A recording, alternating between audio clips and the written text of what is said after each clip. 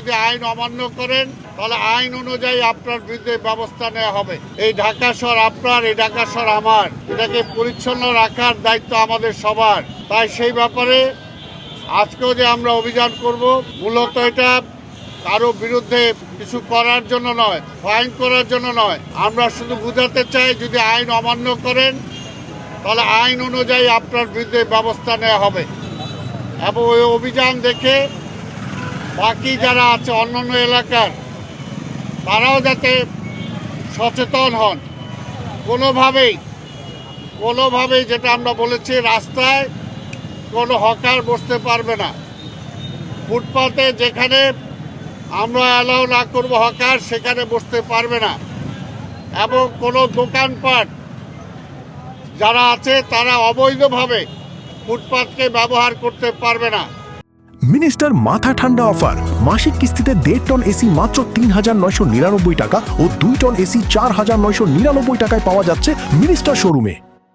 এই সমস্ত বিষয় এখন আমরা কঠোরভাবে দেখার জন্য চেষ্টা করব এবং আপনাদের মাধ্যমে আমরা জনগণের সহযোগিতা চাই, সবার সহযোগিতা চাই, যাতে আমরা কার্যকর করতে পারি।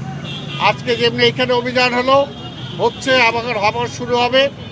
আগামী কয়েকদিনের মধ্যে আবার হঠাৎ করে আরেকটি ঝটিকা প্রোগ্রাম আমরা যে কোনো জায়গায় করব। কারো ট্রেড লাইসেন্স আছে কিনা, কারো ব্যবসা বাণিজ্য করতে যে অসুবিধা হচ্ছে কিনা, আমরা সব কিছু, কোথাও বর্জ্য ঠিকমতো পরিষ্কার হচ্ছে কিনা, কোথাও বিদ্যুতের অপব্যবহার হচ্ছে কিনা, অর্থাৎ আমরা জয়েন্টলি সব কিছু আমরা এখানে দেখার জন্য চেষ্টা করব। তা আমরা আপনাদের সহযোগিতা চাই। আমরা এখন আমাদের অভিযান আমরা শুরু করব। এটা স্বল্পমেয়াদী শুরু হয়েছে, দীর্ঘমেয়াদী অবশ্যই সুফল হবে। আপনারা জানেন আমরা জনগণকে যতই বলি না কেন, কিন্তু তারপরও জনগণ সচেতন একেবারে যে হয় না এটা ঠিক না। গত ঈদে আপনারা দেখেছেন, এর পরবর্তী সময় দেখেছেন, এখনও দেখছেন জনগণ সচেতন হচ্ছে, তবে সেটা পার্সেন্টেজ হয়তো কম। আমরা মনিটরিং রাখার এটা তো ব্যাপার না। এটা কি মনে করেন সারাক্ষণ কি পুলিশ দিয়ে বসায় রাখা যাবে? আপনারা যেমনি আমাকে প্রশ্ন করলেন, ওদেরকেও প্রশ্ন করেন, এই নিউজটাও ছাপান, তাহলে তারাও তাদের বিবেকের মধ্যেও লাগবে যে আমি অবৈধ জায়গায় অবৈধ ব্যবসা করতেছি, এটা আমার ঠিক না। আপনি কি জানতেন 1 ঘন্টা আগে যে আমরা এখানে উচ্ছেদ অভিযান করব? আপনি জানতেন না? এই স্পটে জানতেন? তাহলে আপনি কীভাবে বললেন যে হাঁকডাক করে?